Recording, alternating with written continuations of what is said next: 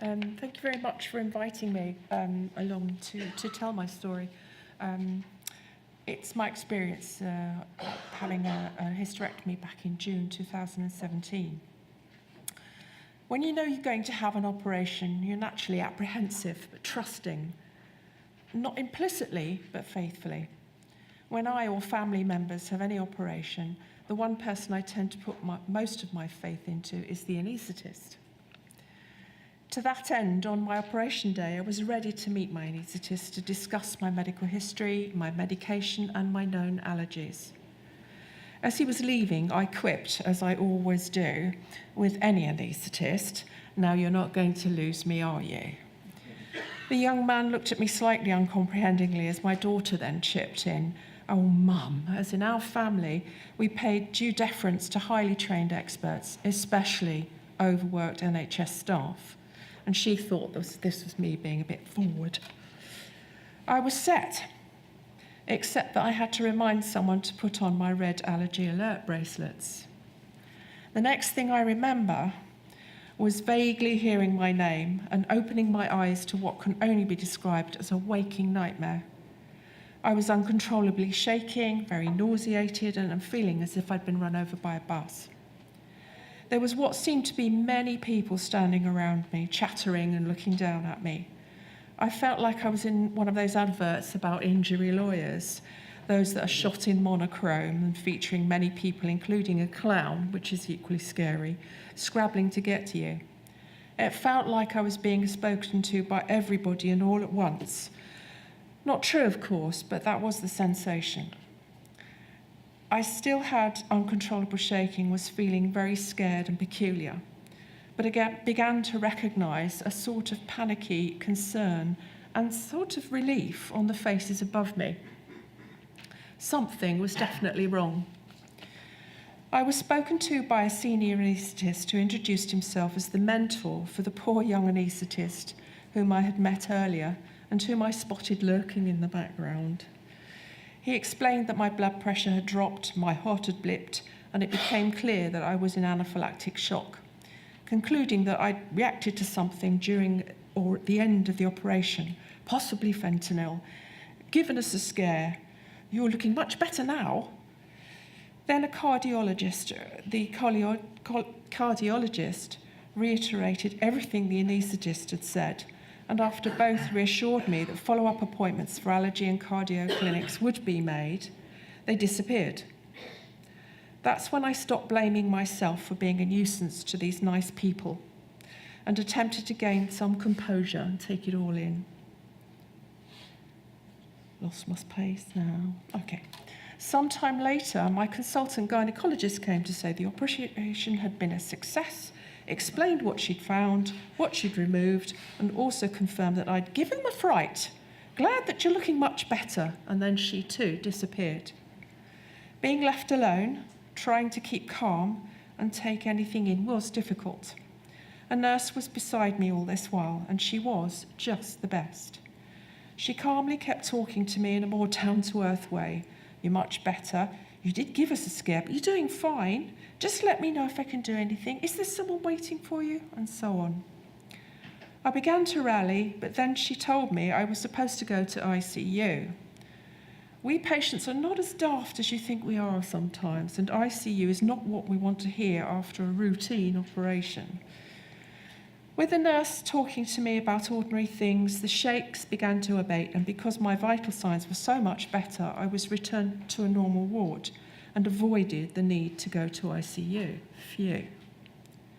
All this time, my daughter had been given no useful information, and having waited for 4 hours after the operation and not having seen me, she dared to ask one more time about me and was told to go home and come back in the morning. She then had to relay, nothing, back to the family, who then became worried and ended up ringing and bothering busy ward staff by trying to gain more information. I spent a restless, sleepless night on the ward, eventually vomiting for some time. The next morning brought back a parade of juniors from the various teams, all reassuring me that appointments for follow-up clinics had been made and I would be hearing about those soon. I was apparently doing so well by then that I was able to go home. Well, this was election day, so I needed to go and vote. However, I went home without a completely clear picture of what had happened or what drug might have caused the reaction, other than fentanyl is the most likely drug. And you might want to mention this if you have an emergency event before you see an allergist. Handy. I bought myself an allergy alert card and bits and pieces like that, but it wasn't until Dr. Farouk, my allergist, recommended that I keep a copy of her letter, which was an explanation of what had happened and so on, and made me feel an awful lot safer, because I then kept that in my handbag and stuff in case. The letter had asked for a full account of the operation, including the drugs used and timings of their administration, etc. Now that Dr. Farouk had identified one of the main culprits, I've purchased a medical alert bracelet and I've registered my medical details. And all of that I had to really pretty do on my own, which was difficult at times. But before then, the appointment system had failed. I was sent to an allergy clinic appointment, but for the wrong doctor and the wrong clinic. It took me another 2 months to find anyone who could explain who had made the original appointments. It was, in fact, the anaesthetist, and it was whose secretary had helped me to sort that one out. My drug allergy clinic appointments finally came after about 2 months or so. My GP had had to intervene with the cardiology clinic as well in order for me to be seen, and this took the same amount of time, another 2 months or so. At the cardiology appointment, I was told that I would have the results within a fortnight and be called back to talk to the consultant about them. This didn't happen, and again my GP had to intervene to find the results had actually been sent electronically, but they just hadn't in the GP surgery found them. But luckily, the good news was that there were no problems and it would not be necessary for me to have another visit. That was good news after many weeks of waiting, but to this day, I've never been seen or been sent a copy of those results. After leaving hospital and while I was in no great pain, it was clear that I needed to recover. Being forced to rest is actually not my thing. Inevitably, reflection took over and my mood was affected.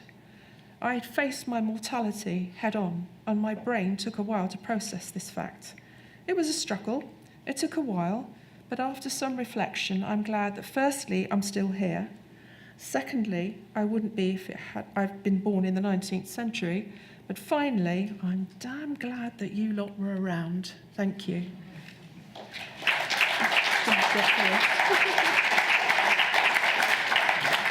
haven't quite finished. There was another little bit to say. Excuse me. It's my turn. Sorry. Thank you. I'm here all week. Sorry. Finally, I got to the allergy clinic, and I cannot thank my allergist enough for being the amazing person she is.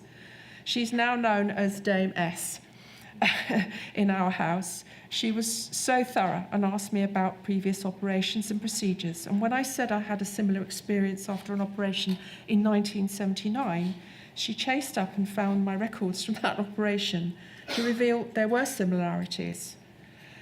I believe this was very useful to her sleuthing, which she does. I'm so grateful for her extraordinary skills, willingness, and ability in finally finding the cause of my allergy, but also the diligence and lengths she will go to in making her patients' well-being her prime concern in her consultations. Thank you. My final plea to you all is to have patience with your patients. The majority of we patients try not to take you or your phenomenal skills and expert work for granted. We don't mean to be rude or difficult. It's just that feeling ill and the fear we have as a result of being operated on is not an easy place to be. Putting our faith in you is what we end up doing, and we want to be a testament to the extraordinary skills that you have used in making us well again. Please let us work with you. You can explain the mysteries away, but you could also listen to what we have to say, because sometimes it's important and worthwhile for you to have maybe fewer hitches.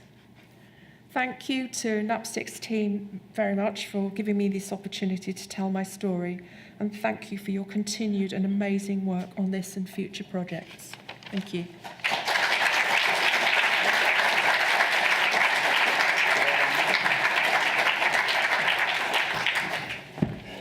Thank you very much, Jan. For a lot of people standing up here who are professional and who speak a fair amount, it's quite intimidating. And I think for Jan, having the bravery to do that is exceptional. And thank you very much for that once again. Thank